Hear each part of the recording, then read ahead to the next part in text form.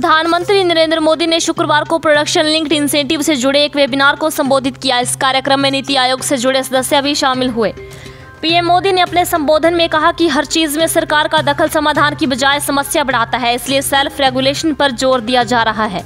प्रधानमंत्री नरेंद्र मोदी ने अपने संबोधन में कहा कि देश का बजट सिर्फ सरकारी प्रक्रिया बनकर नहीं रहनी चाहिए, बल्कि हर स्टेक होल्डर का इसमें योगदान होना चाहिए। हमारी सरकार ने मेक इन इंडिया को प्रोत्साहित करने के लिए कई तरह के प्रयास किए हैं। पीएम मोदी ने कहा कि मैन्युफैक्चरिंग के बढ़ने से रोजगार के अवसर बढ़ते हैं। भारत भी अब इसी अप्रोच के साथ आगे बढ़ रहा है। देश में मैन्युफैक्चरिंग को बढ़ावा देने में सरकार जुटी है और अभी तक कई बड़े रिफॉर्म किए जा चुके हैं। पीएम मोदी ने कहा कि दुनिया भर की मैन्युफैक्चरिंग कंपनियां भारत को अपना बेस बनाए और इसके साथ ही हमारी छोटी कंपनियों का विस्तार हो। हमें इसी हिसाब से काम करना चाहिए। पीएम मोदी बोले कि पीएलआई के जरिए हर सेक्टर के इकोसिस्टम को लाभ पहुंच रहा है। प्रधानमंत्री नरेंद्र मोदी ने कहा कि संयुक्त राष्ट्र ने 2023 को अंतर्राष्ट्रीय बाजरा वर्ष के तौर पर मनाने को मंजूरी दी है, जो भारत ने प्रस्ताव रखा था। ये भारत के किसानों का सम्मान है। पीएम मोदी ने कहा कि हमने जैसे योग का दुनिया में प्रसारित किया, वैसे ही हमारे किसानों के प्रोडक्ट को दुनिया में पहुंचा सकते हैं। अच्छे सुझाव आप सबकी तरफ से आया है। ऐसा लग रहा है कि सरकार से ज्यादा आप लोग 2 कदम और आगे और 2 तेजी से जाने के मूड में हैं। ये अपने आप में बहुत ही सुखद खबर है, मेरे लिए सुखद अनुभव है। और मुझे विश्वास है कि आज की इस चर्चा में भी हम लोगों की कोशिश ये है कि देश का बजट और देश के लिए पॉलिसी मेकिंग सिर्फ सरकारी प्रक्रिया बनकर ना रहे। देश के विकास से जुड़े हर स्टेक होल्डर्स का इसमें इफेक्टिव एंगेजमेंट हो। इसी क्रम में आज manufacturing sector, make in India को ऊर्जा देने वाले आप सभी महत्वपूर्ण साथियों से ये चर्चा हो रही है।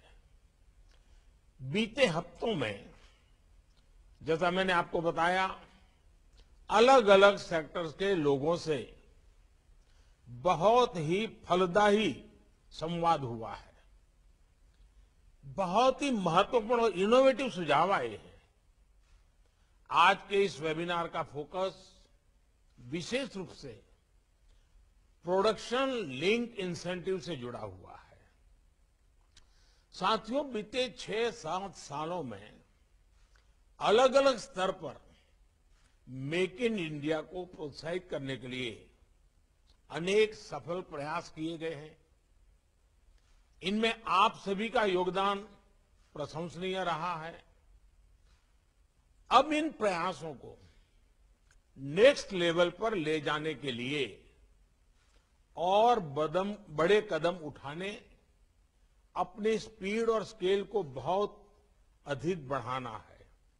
और कोरोना के पिछले 1 वर्ष के अनुभव के बाद मैं कन्विंस हूं कि भारत के लिए सिर्फ एक मौका नहीं है, भारत के लिए, दुनिया के लिए एक जिम्मेवारी है।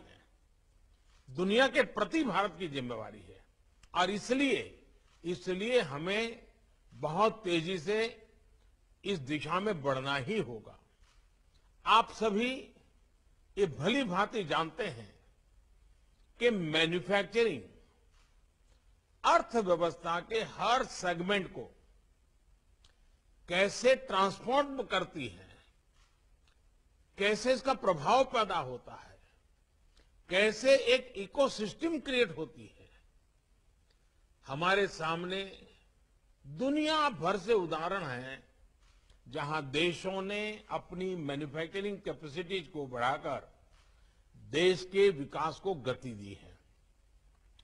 बढ़ती हुई मैन्युफैक्चरिंग कैपेबिलिटीज देश में एम्प्लॉयमेंट जनरेशन को भी उतना ही बढ़ाती है।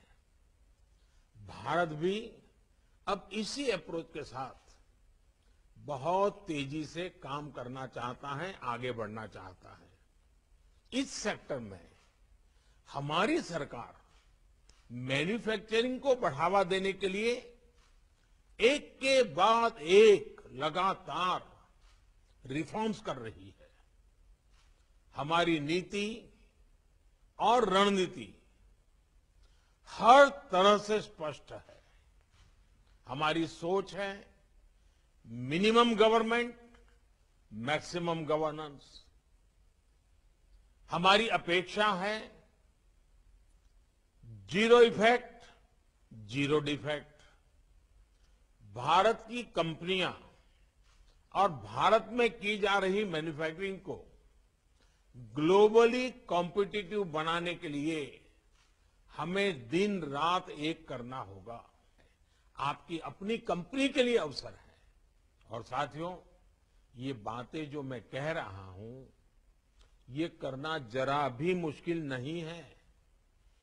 पीएलआई स्कीम की सक्सेस स्टोरी इनको बिल्कुल सपोर्ट करते हैं। हाँ, ये सत्य है, संभव है।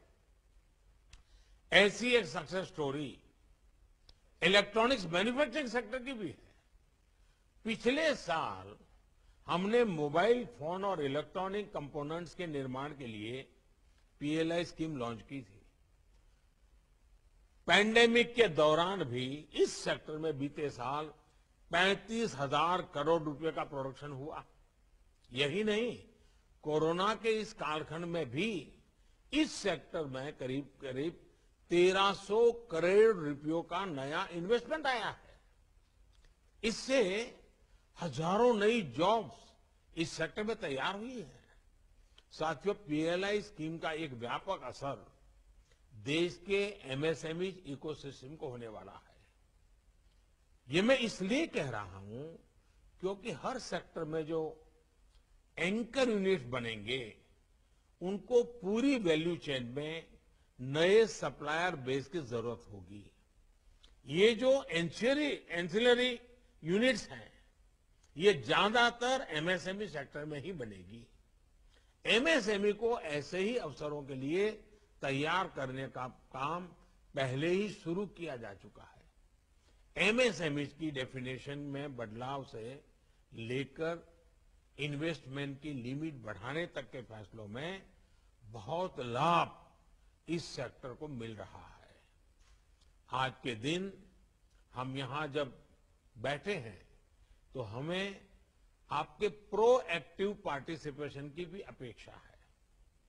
पीएलआई से जुड़ने में अगर कहीं आपको दिक्कत आ रही है, अगर कुछ इसमें सुधार हो सकते हैं, जो जरूर अपनी बातें आपको लगती हैं, आप जरूर रखें, मेरे तक भी पहुंचाएं। साथियों, मुश्किल समय में हमने दिखाया है कि सामूहिक प्रयासों से हम बड़े बड़े लक्ष्य हासिल कर सकते हैं। कोलैबोरेशन की यही अप्रोच आत्मनिर्भर भारत का निर्माण करेंगी। अब इंडस्ट्री के आप सभी साथियों को आगे बढ़कर नए अवसरों पर काम करना है। इंडस्ट्री को अब देश और दुनिया के बेस्ट क्वालिटी गुड्स बनाने पर फोकस बढ़ाना है। इंडस्ट्री को fast moving, fast changing world की जरूरतों के हिसाब से इनोवेट करना होगा। आरएनडी में अपनी भागीदारी बढ़ानी होगी। मैन पावर की स्किल अपग्रेडेशन और नई टेक्नोलॉजी के उपयोग में भारत की इंडस्ट्री को और बढ़कर काम करना होगा। तभी हम ग्लोबली कॉम्पिटेंट हो पाएंगे। मुझे विश्वास है कि आज के इस मंथन से make in India, make for the world, इस सफर को आप सभी के विचारों, आप सभी के सुझावों, इससे नया बल मिलेगा, नई ताकत मिलेगी, नई गति मिलेगी, नई ऊर्जा मिलेगी। मैं फिर आग्रह करूंगा कि आपको जो भी समस्याएं आ रही हैं, रिफॉर्म्स को लेकर जो भी आपके सुझाव हैं, वो मुझे जरूर पहुंचाइए, खुले मन से पहुंचाइए। सरकार आपके हर सुझाव, हर समस्या के समाधान के लिए तैयार है। मैं एक बात और कहूंगा, सरकार की इंसेंटिव स्कीमें, व्यवस्थाएं जो भी हो, आपको कभी सीधा साधा लगता है कि दुनिया में जो माल है उससे हमारा सस्ता हो तो बिकेगा, ये अपनी जगह पे सही होगा, लेकिन ये मान के चलिए, इन सबसे बड़ी ताकत होती है क्वालिटी की। हमारी प्रोडक्ट कितनी कंपटीशन में क्वालिटी में खड़ी रहती है। फिर दुनिया 2 रुपया ज्यादा देने के लिए तैयार हो जाती है। आज भारत एक ब्रांड बन चुका है। अब आपको सिर्फ अपनी प्रोडक्ट की पहचान बनानी है। आपको ज्यादा मेहनत नहीं पड़ेगी। अगर मेहनत करनी है तो प्रोडक्शन क्वालिटी पर करनी है। पीएलआई का ज्यादा फायदा पीएलआई में और अधिक बेनिफिट मिले उसमें नहीं है। पीएलआई का ज्यादा फायदा प्रोडक्शन की क्वालिटी पर बल देने में है। इस पर भी आज की चर्चा में ध्यान देंगे, बहुत लाभ होगा। मैं आप इतनी बड़ी तादाद में इस बार जुड़ रहे हैं, आप दिन भर बैठने वाले हैं, मैं ज्यादा समय आपका लेता नहीं हूं। मेरी तरफ से आपको बहुत बहुत शुभकामनाएं हैं और इस समारोह में आने के लिए मैं हृदय से आपका आभार व्यक्त करता हूं। धन्यवाद। ब्यूरो रिपोर्ट, खबर वन इंडिया।